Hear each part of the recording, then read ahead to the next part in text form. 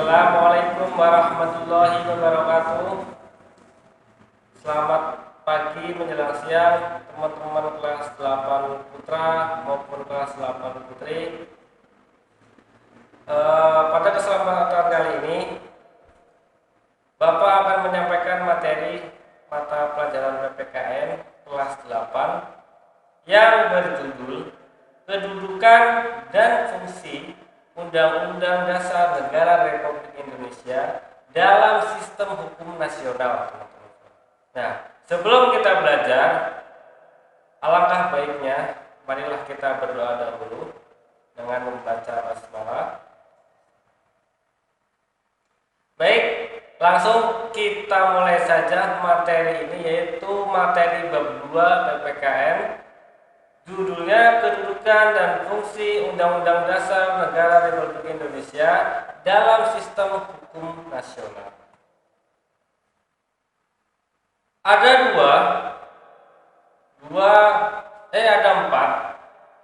empat kategori atau empat yang menjadi dasar.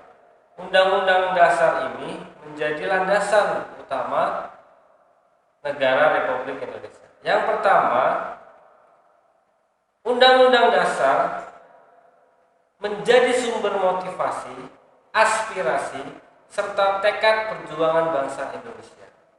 Artinya bahwa kedudukan dan fungsi undang-undang ini sebagai apa? Sebagai sumber, sebagai aspirasi, dan sebagai tekad perjuangan bangsa Indonesia dalam apa?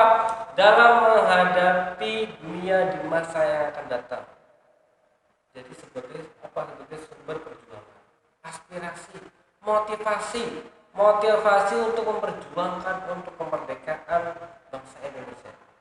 Motivasi untuk apa? Untuk membebaskan kita dari tanah penjajah.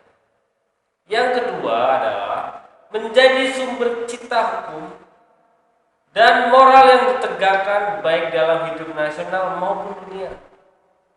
Menjadi apa? Jadi undang-undang ini sebagai sumber dari segala sumber hukum yang nantinya akan dilaksanakan ketika Indonesia sudah merdeka. Bahkan undang-undang dasar ini sebagai apa? Sebagai rujukan atau sebagai patokan dunia. Bahkan sampai dunia, teman-teman. Jadi jika ada negara-negara di luar sana selain Indonesia yang ingin melihat bagaimana para pendiri bangsa dalam menciptakan atau dalam menyusun undang-undang ini, mereka boleh melihat, mereka boleh berdiskusi atau mengacu terhadap undang-undang kita, asalkan tidak boleh ditiru.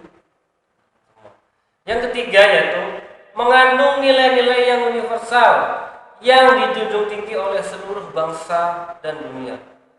Mengandung nilai universal itu apa? Mengandung nilai secara keseluruhan, teman-teman semua. Secara merata yang dijunjung tinggi oleh seluruh bangsa dan dunia. Artinya apa? Undang-undang dasar ini dijunjung tinggi dan diakui secara keseluruhan, secara universal, secara umum diakui di kancah internasional. Yang keempat yaitu mengandung nilai-nilai yang mampu mengikuti dinamika masyarakat dan tetap menjadi landasan perjuangan bangsa dan rakyat Indonesia. Di sini ada dua kata kunci, teman-teman semua, yaitu mengandung nilai-nilai yang mampu mengikuti dinamika. Yang kita tahu bahwa dinamika masyarakat di Indonesia bahkan di dunia itu pasti berubah-ubah, namanya juga dinamika, mengikuti perkembangan zaman yang ada. Lah, undang-undang ini sengaja diciptakan dan disusun oleh para pendiri bangsa untuk apa? Untuk apa coba? Untuk mengatur segala aktivitas rakyat Indonesia. Akan tetapi mereka tidak lupa dengan apa? Dengan nilai-nilai yang mampu mengikuti. Jadi sengaja dibuat sesuai dengan keadaan zaman dan dinamika zaman yang makin lama makin berubah. Jadi betapa hebatnya teman-teman semua kelas 8 dan kelas 8 putri dan kelas 8 putra, para pendiri bangsa dalam menyusun yang namanya Undang-Undang Negara Republik Indonesia. Lanjut. Ketika ada kedudukan, ada pokok-pokok pikiran. Pokok-pokok pikiran pembukaan Undang-Undang Dasar Republik Indonesia tahun 1945. Yang pertama yaitu adanya persatuan. Jadi di dalam Undang-Undang Dasar itu yang pertama adanya persatuan. Kenapa persatuan diutamakan teman-teman semua? Karena waktu itu kita setelah merdeka banyak terpecah belah. Bahkan sebelum merdeka pun kita banyak dipecah belah oleh pihak Belanda dengan politik divide it impera, yaitu politik adu domba teman-teman semua. Jadi para pendiri bangsa dahulu menekankan yang pertama yaitu persatuan dulu. Kita bersatu dulu teman-teman semua. Kita bersatu walaupun beda pulau, beda ras, beda suku dan budaya, kita bersatu dulu. Negara Indonesia merupakan negara yang melindungi segenap bangsa Indonesia. Jadi kalau kita sudah bersatu, kita berusaha untuk saling melindungi segenap bangsa, segenap masyarakat seluruh Indonesia. Kita melindungi sesama masyarakat Indonesia. Itulah gunanya persatuan. Yang kedua, pokok pikiran kedua yaitu keadilan sosial. Ketika kita sudah bersatu, negara Indonesia senantiasa berusaha mewujudkan keadilan sosial bagi seluruh rakyat Indonesia. Ingat di sini ada kata senantiasa. Berarti selama ini kalau kita berpikir secara optimis dari tahun 45 sampai tahun 2020 sekarang ini adalah pemerintah Indonesia selalu senantiasa mewujudkan keadilan sosial. Jadi jika sekarang kalau kita lihat ternyata keadilan sosial masih belum bisa diwujudkan oleh pemerintah Indonesia, ayo mari kita sama-sama bareng berdoa semoga keadilan sosial ini bisa diwujudkan bersama. Apalagi sekarang Indonesia sudah kurang lebih 70 tahun lebih Indonesia merdeka, teman-teman. Pokok pikiran yang ketiga adalah kedaulatan rakyat. Ceritanya panjang teman-teman semua. Jadi para pendiri bangsa ini sengaja meletakkan rakyat yang paling utama. Kebutuhan rakyatlah yang paling utama. Bukan kerajaan, bukan bangsawan, bukan golongan, tapi seluruh rakyat. Karena apa? Karena kedaulatan rakyat itu sangat penting teman-teman semua. Jadi para pendiri bangsa sudah cek negara-negara di luar sana yang sudah merdeka, yang sudah berdaulat, mereka kebanyakan dikuasai oleh satu golongan, teman-teman semua.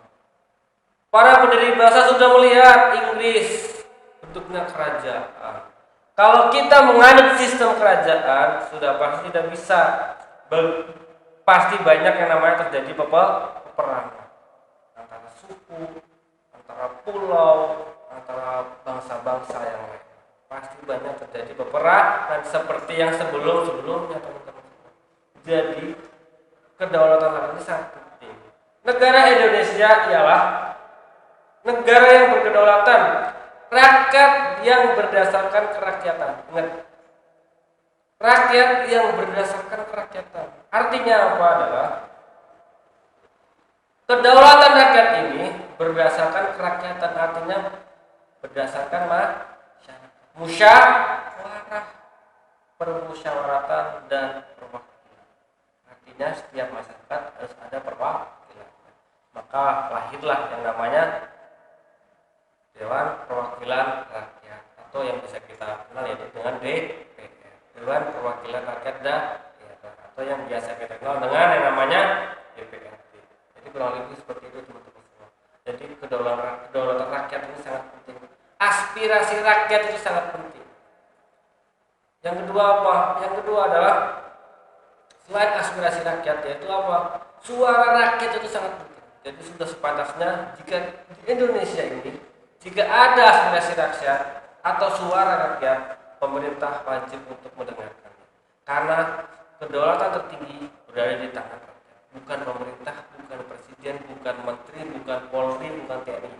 Tapi Tapi kedaulatan yang tertinggi sekali lagi berada di tangan rakyat, teman-teman. Yang keempat, pokok pikiran yang keempat yaitu ketuhanan dan kemanusiaan. Di sini ada dua, ketuhanan dan kemanusiaan. Kita tahu bahwa negara Indonesia itulah negara yang beragama. Jadi tidak diperbolehkan jika ada warga negara Indonesia yang tidak beragama. Wajib hukumnya warga negara Indonesia beragama. Karena sila pertama sudah jelas, Tuhanan yang Maha Esa. Bahwa sudah jelas negara Indonesia itu negara yang bertuhan. Tuhannya apa? Tuhannya yang disahkan di Indonesia agamanya kurang lebih ada dua. Dulu waktu kelas 7 sudah kita pelajari negara agama-agama yang disahkan di Indonesia. Mempunyai arti bahwa bangsa Indonesia merupakan negara yang berketuhanan. Tadi sudah Bapak jelaskan. Yang kedua, berlandaskan kemanusiaan yang adil dan beradab. Jadi tidak hanya kemanusiaan, tapi kemanusiaan yang adil dan beradab. Adil seadil-adilnya dan mempunyai adab. Artinya mempunyai ketentuan atau mempunyai adab yang bagus, atau mempunyai perilaku yang mencerminkan masyarakat Indonesia. Misalkan budaya sopan santun itu salah satu adabnya masyarakat Indonesia. Jadi tidak hanya tadi sudah bisa kita lihat, sudah bisa kita simpulkan bahwa bangsa Indonesia dulu sudah memikirkan bagaimana nilai kemanusiaan dihadirkan ke dalam apa? Ke dalam landasan negara kita. Maka dari itu sudah sepantasnya Indonesia mendapat negara dengan nilai kemanusiaan yang sangat tinggi. Contohnya apa nilai kemanusiaan? Contohnya kita membantu Palestina dalam apa? Dalam hal pendidikan, dalam hal ekonomi, dalam hal kemanusiaan, teman-teman. Karena Palestina sampai sekarang belum bebas dari penjajahan bangsa Israel. Bagaimana dengan makna batang tubuh Undang-Undang Negara Republik Indonesia? Tadi sudah Bapak jelaskan makna undang-undangnya. Yang kedua sudah Bapak jelaskan pokok-pokok pikirannya, pikiran alineae 1, 2, 3, dan 4. Sekarang makna batang tubuh. Jadi batang tubuh ini. Tadi sudah pembukaan, sekarang batang. Batang tubuh Undang-Undang Dasar mempunyai dua materi atau dua sub atau dua golongan. Jadi seperti itu. Materi yang pertama, materi pengaturan sistem pemerintahan negara. Pengaturan, berarti yang diatur yaitu sistem pemerintahan negara. Sistem kita seperti apa dan sebagainya nanti akan jelaskan. Yang kedua yaitu materi hubungan negara dengan warga negara serta penduduknya. Bagaimana penjelasannya?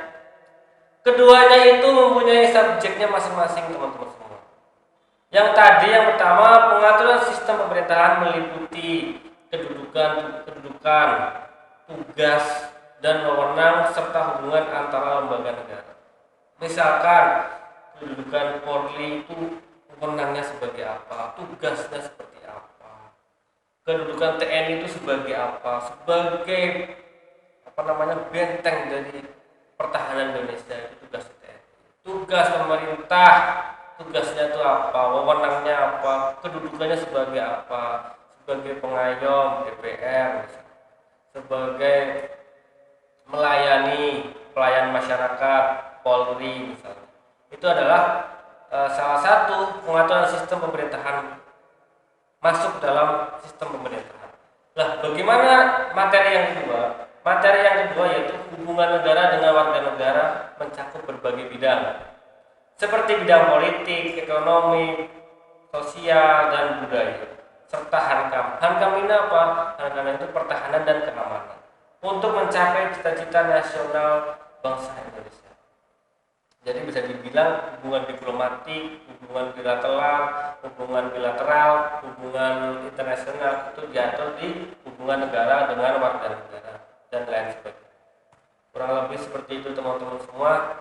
Terima kasih sudah menyimak dan sudah memberikan waktunya sedikit untuk mendengarkan materi dalam pembelajaran PPKN yaitu materinya makna undang-undang. Jika ada kata-kata yang salah, mohon dimaafkan. Jika nanti ada yang kurang paham, nanti bisa ditanyakan melalui chat, bisa melalui komentar di bawah link YouTube juga bisa. Mengucapkan jazakallah. Sampai jumpa di pertemuan yang selanjutnya. Jangan lupa like dan subscribe YouTube ini biar YouTube ini makin jaya dan makin lancar segala urusan. Terima kasih. Assalamualaikum warahmatullahi wabarakatuh.